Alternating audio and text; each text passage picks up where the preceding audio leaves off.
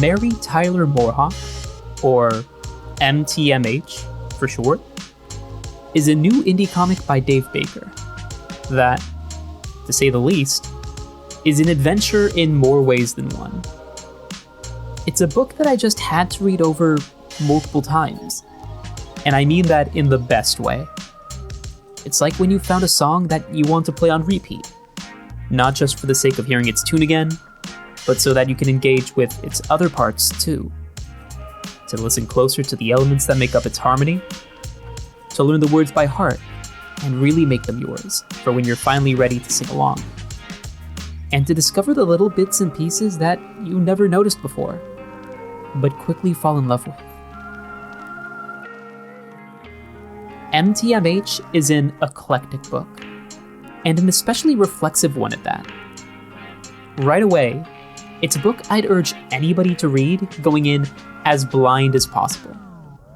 But I can understand that this can be a bit of a disorienting experience for some. So, to give as little context as I can, MTMH is a book that offers two reading experiences. There are the action-adventure stories of Mary Tyler Moorehawk, a serial comic by Dave Baker, where we follow the titular protagonist and her quirky family/team unit band together to explore the world, save the day, and build a better tomorrow. And then there are the fascinating and captivating articles from the fan-run magazine Physicalist Today, where journalist Dave Baker shares how his uncle would take him in and introduce him to the world of cult media through comics, television, and movies.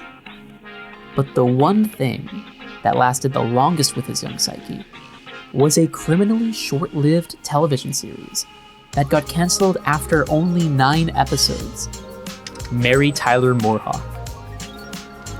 I'm trying not to share too much about the core content of these parts of MTMH for the sake of spoilers, but hopefully, right away you can tell that the book is playing a bit of a fun game with the reader.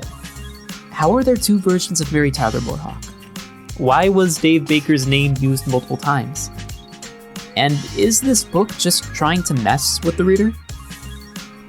And while I'd be spoiling too much if I gave away the answers to these questions, what I can personally share is that Mary Tyler Moorehawk is a hell of a fun comic. It holds that sweet candy mix of fun and lovable characters going off and doing who the hell cares what. Because at the end of the day, their relationships and interactions with each other in this weird world mean so much more than whatever MacGuffin or trinket they're hunting after. I may be showing my age here, but it was evocative of a quirky vibe that I hadn't had from a comic since things like Adventure Time and Bravest Warriors. The relationships are endearing, their pains feel relatable, and their motivations are complex in the very real way that people can be complex. But through it all, it's easy to feel charmed in their favor and want to root for their success. At the same time, I can also say that Mary Tyler Moorehawk is a show with an impassioned fan base. With such a shifty and shaky production company putting it all together, and its complete flop upon airing, Mary Tyler Moorehawk was an underappreciated pearl in an ocean of uninspired reality TV. Its first few years of production were tumultuous to say the least, with writers who had to be explicitly lectured on how to craft a 3-act story, and with an initial audience who couldn't even understand the notion of actors in a show to begin with. But in the end, the television series of Mary Tyler Moorehawk rises above it all, like a phoenix over the ashes of a culturally dead community.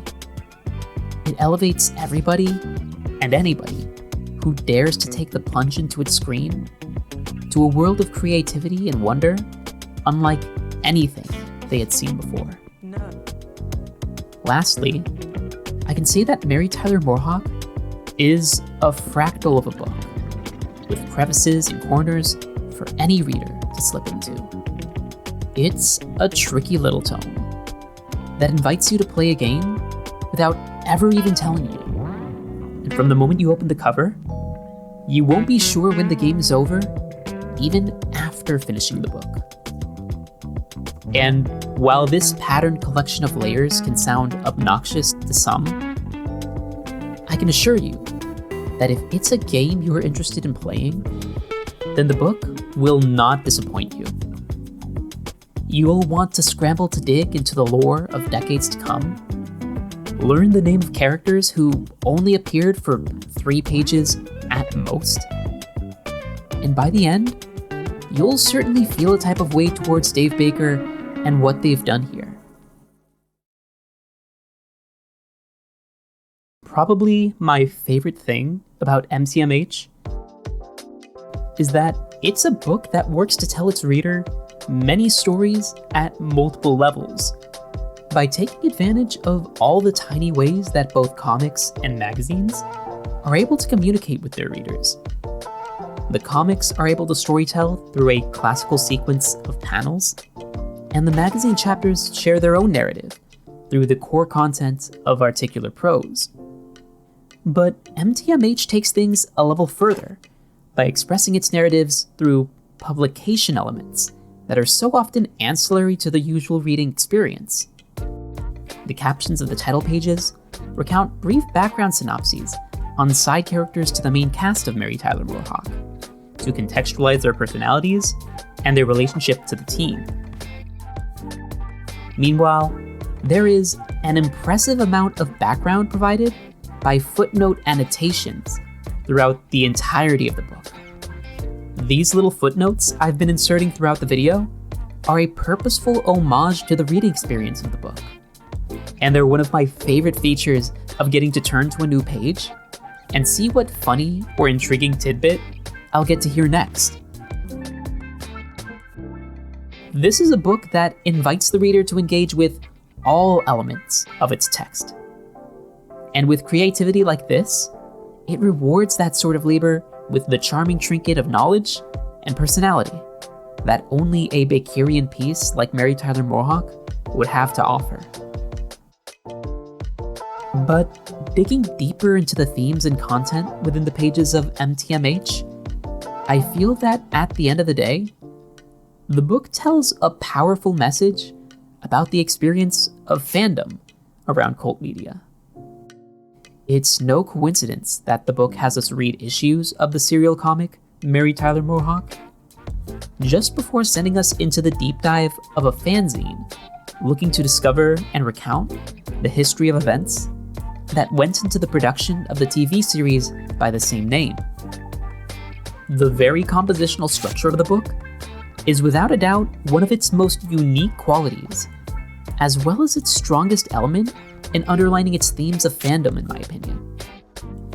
The reader is given both an outsider as well as an insider perspective of the fictional fandom behind the MTMH franchise, thanks to the book's alternative take on a lateral reading experience. Lateral reading broadly refers to the act of performing research on a piece of media while the reader is simultaneously engaging with the media themselves.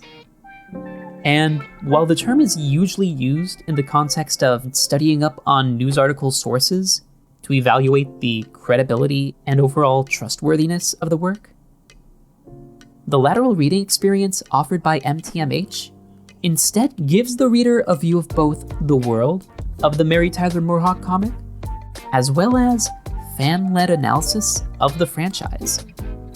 In a very unique way, I would argue that what the book is subtly doing is enveloping the reader into the fictional fandom of the Mary Tyler Moorehawk IP.